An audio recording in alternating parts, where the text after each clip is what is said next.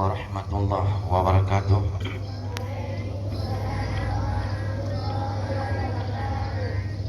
Alhamdulillahi rabbil alamin. Wassalatu wassalamu ala sayyidil mursalin wa ala alihi wa sahbihi ajma'in. Allahumma salli wa sallim wa barik ala sayyidina Muhammad wa ala alihi wa sahbihi ajma'in. Amma Bismillahirrahmanirrahim. Iqra bismi rabbikal ladzi khalaq, khalaqal insana min 'alaq. Sadaqallah. Segala puji kita haturkan kepada Allah Subhanahu wa taala, yang mana oleh Allah yang telah banyak memberikan rahmat dan karunia kepada kita bersama, kepada hamba dan makhluk yang ada dalam dunia ini. Dari itu, mari kita bersyukur kepada Allah dengan segala kemurahan dan kekasihannya. Selawat beriring salam kita haturkan juga kepada baginda, yaitu Nabi Muhammad sallallahu alaihi wasallam, sebagai rasul utusan yang terakhir untuk membersihkan kekotoran, kegelapan dan kekafiran yang ada di muka bumi ini. Selawat beserta salam juga kepada para sahabat dan keluarga beliau yang sama-sama menegakkan agama Islam dengan sampai bertumpah darah dan mengorbankan harta benda segala dan keluarganya. Penghormatan kami terutama sekali kepada Bapak Kepala Madrasah, yaitu Bapak Wiwin Hermawan, dan kepada seluruh Dewan Guru dan staf TU yang telah berhadir pada hari yang berbahagia ini. Dan salam hormat teristimewa sekali pada ananda-ananda kami yang telah hadir pada pagi Senin tanggal 6 Februari tepat pada hari ini. Alhamdulillah, cuacanya juga tidak panas dan juga tidak hujan. Mudah-mudahan pada pagi yang berbahagia ini diberikan kesempatan sekitar 15 atau 20 menit. Saya akan coba memberikan sedikit nasihat, mudah-mudahan menjadi pertama sekali untuk saya sendiri dan khususnya untuk saya sendiri dan umumnya untuk ananda dan seluruh yang berhubungan dengan min 6 ini. Sesuai dengan ayat tadi yang saya baca, yaitu Iqra. Ini adalah wahyu pertama yang diturunkan oleh Allah Subhanahu wa taala, tidak lain, yaitu dengan bunyi Iqra, artinya baca. Untuk makhluk yang di dunia ini hanya yang pertama diturunkan adalah Iqra, yaitu kepada semua umat Muhammad sallallahu alaihi wasallam. Iqra artinya baca. Wahyu pertama yang diturunkan, petunjuk yang pertama adalah membaca. Namun membaca itu kalau kita artikan dengan sekarang adalah ada anak-anak yang tidak paham dengan ini, dia baca bikin apa dia baca. Baca itu yang betul-betul baca, yang benar-benar, yang menjadi manfaat untuk anak, untuk umat di dunia dan akhirat. Bukan baca hoax atau baca novel, bukan. Baca itu pertama sekali Allah jelaskan, membaca adalah baca Al-Quran. Kenapa? Karena dalam Al-Quran itu adalah pedoman kehidupan manusia. Al-Quran itu adalah gudangnya ilmu. Sebelum adanya Al-Quran tidak ada baca-baca yang lain. Tidak ada ilmu dan tidak ada apa-apa. Semua tercantum yang terdapat dalam Al-Quran. Namun saya ingin menjelaskan berapa minimnya umat manusia ini yang membaca, atau juga yang disebut sekarang dengan gemar literasi madrasah. Semua madrasah membuat gemar literasi madrasah. Kenapa itu bisa terjadi? Kenapa dulu tidak terjadi? Karena sekarang tantangannya lebih besar kalau kita bayangkan dengan kejadian-kejadian masa lalu. Karena pengaruh global.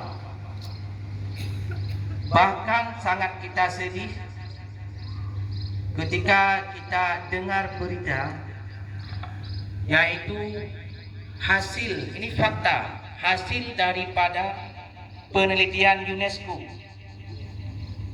Apa itu UNESCO? UNESCO adalah sebuah organisasi yang dibentuk oleh PBB mengenai tentang pendidikan.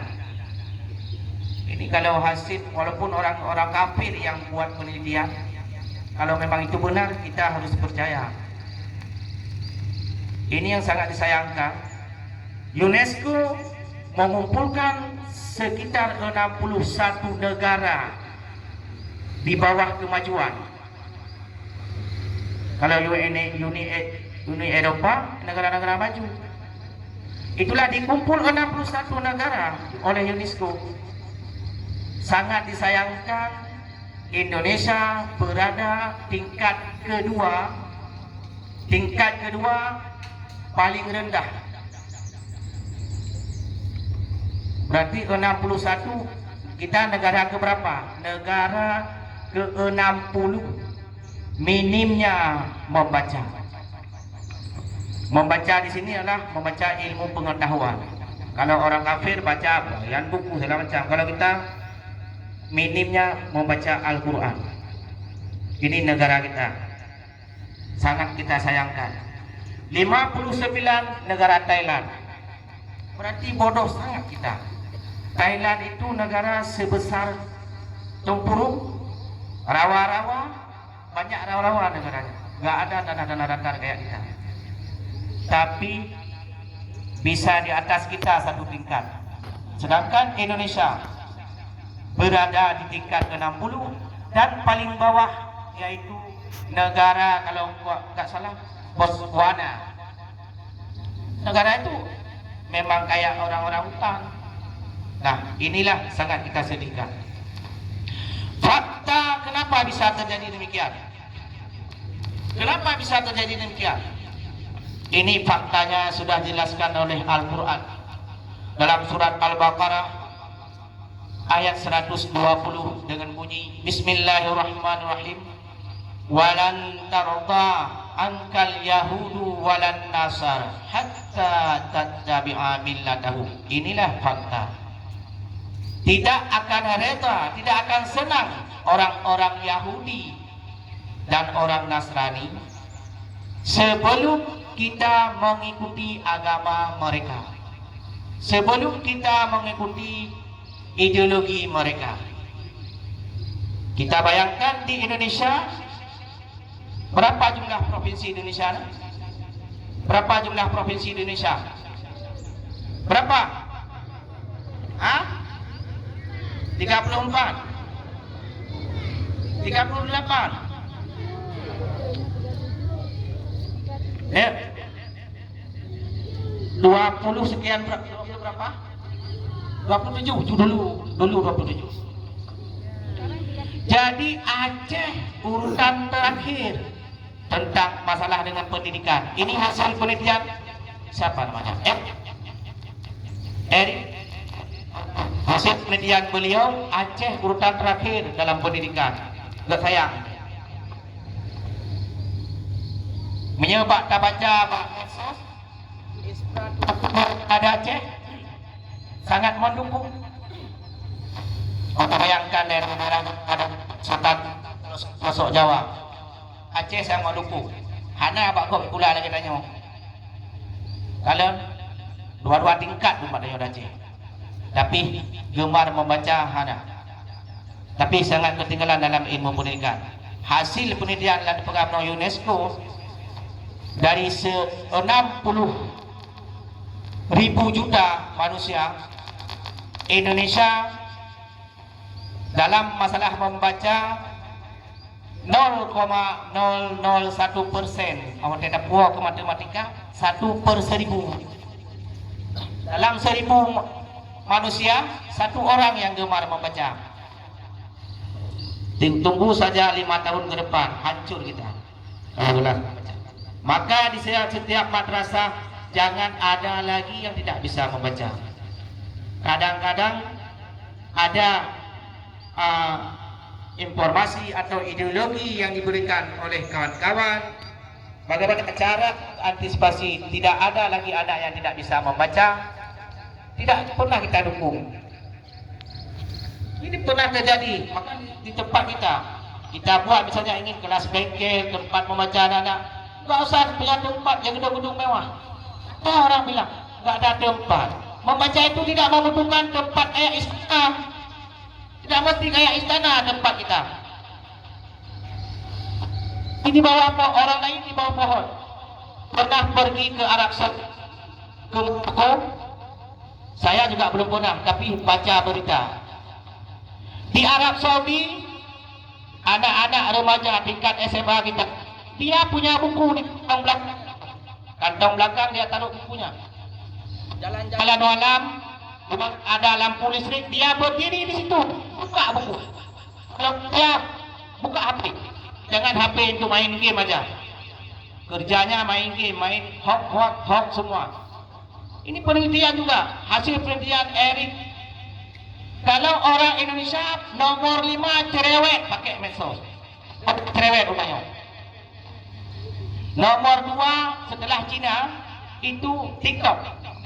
Penelitian, kalau nggak percaya nanti buka HP-nya, lihat. Nah, inilah mungkin sampai di sini hanya sehat.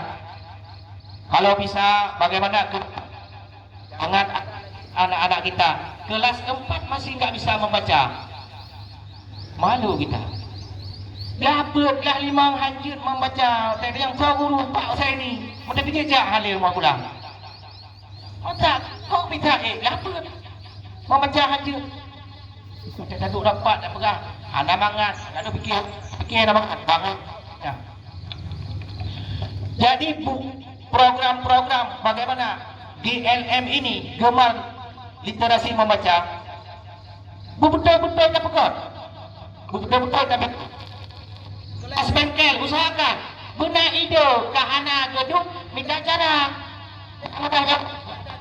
Jadi maksudnya janganlah karena nggak ada gedung, itu ideologi. Janganlah dia tak pegang mana walantar angkal so Yahudinya Yahudi, so Yahuda anak Nabi Yakub.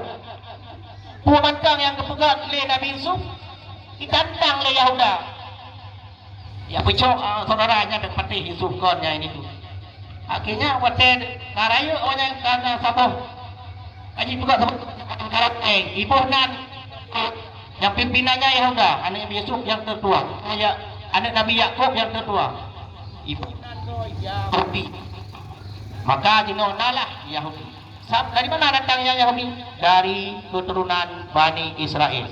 Mudah-mudahan ini karena waktu mudah-mudahan sebagai nasihat bagi saya sendiri dan bagi anak-anak sekalian. Mudah-mudahan yang perlu kita ketahui, gemarlah membaca, termasuk juga tahfidz Al-Quran. Karena tahfidz orang Yahudi dan Nasrani paling takut negara yang mendirikan Al-Quran. Mudah-mudahan jadi nasihat semuanya. Assalamualaikum warahmatullahi wabarakatuh.